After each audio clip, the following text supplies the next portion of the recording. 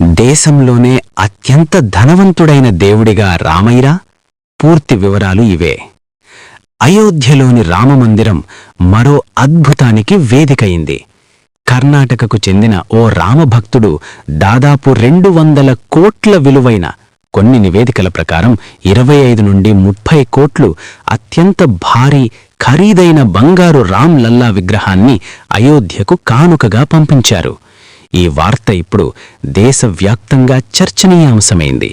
దీనికి సంబంధించిన పూర్తి వివరాలు ఇక్కడున్నాయి. 1. విగ్రహం ప్రత్యేకతలు, ఐడల్ డీటెయిల్స్. ఈ విగ్రహం కేవలం బంగారం మాత్రమే కాదు, నవరత్నాలతో పొదిగి అత్యంత సుందరంగా తీర్చిదిద్దబడింది. విలువ సుమారు 200 కోట్లు అంచనా విలువ. బరువు దాదాపు 500 కిలోలు. ఎత్తు సుమారు 10 అడుగులు ఫ్రేమ్తో కలిపి. తయారీ: ఈ విగ్రహాన్ని తంజావూరు పెయింటింగ్ శైలిలో రూపొందించారు. ఇందులో స్వచ్ఛమైన బంగారం, వెండితో పాటు వజ్రాలు, డైమండ్స్, పచ్చలు, ఎమరల్డ్స్, మాణిక్యాలు, రూబీస్, ముత్యాలు మరియు ఇతర విలువైన రాళ్లను ఉపయోగించారు. 2. తయారీ వెనక ఉన్నది ఎవరు? ఈ అద్భుత కళాకారుణ్ణి బెంగళూరుకు చెందిన ప్రముఖ కళాకారిణి జయశ్రీ ఫణీష్ రూపొందించారు. సుమారు 9 నెలల పాటు శ్రమించి 2800 గంటల పనితనం వెచ్చించి ఈ విగ్రహాన్ని తయారు చేశారు. విగ్రహం చుట్టూ దశావతారాలు మరియు హనుమంతుడి రూపాలను కూడా అత్యంత అందంగా చెక్కారు.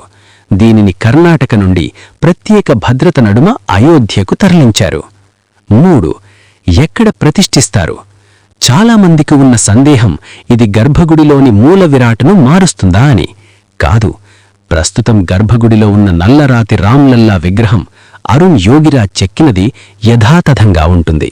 ఈ కొత్త బంగారు విగ్రహాన్ని ఆలయ ప్రాంగణంలోని అంగద్ టిలా లేదా సంత్ తులసీదాస్ ఆలయం సమీపంలో భక్తుల దర్శనార్థం ఉంచే అవకాశం ఉంది. డిసెంబర్ 29 నుండి జరిగే ప్రత్యేక ఉత్సవాల్లో దీన్ని ఆవిష్కరించనున్నారు. 4. దేశంలోనే ధనవంతుడైన దేవుడు. ఇప్పటికే తిరుమల శ్రీ వెంకటేశ్వర స్వామి మరియు కేరళ పద్మనాభస్వామి దేశంలోనే అత్యంత సంపన్న దేవుళ్లుగా ఉన్నారు.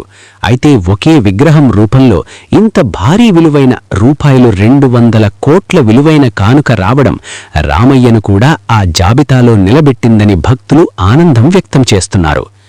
ఈ స్వర్ణమూర్తి రాకతో అయోధ్యలో పండుగ వాతావరణం నెలకొంది. ఈ అపురూపమైన కానుకను చూడడానికి భక్తులు ఆసక్తిగా ఎదురుచూస్తున్నారు. జై శ్రీరామ్.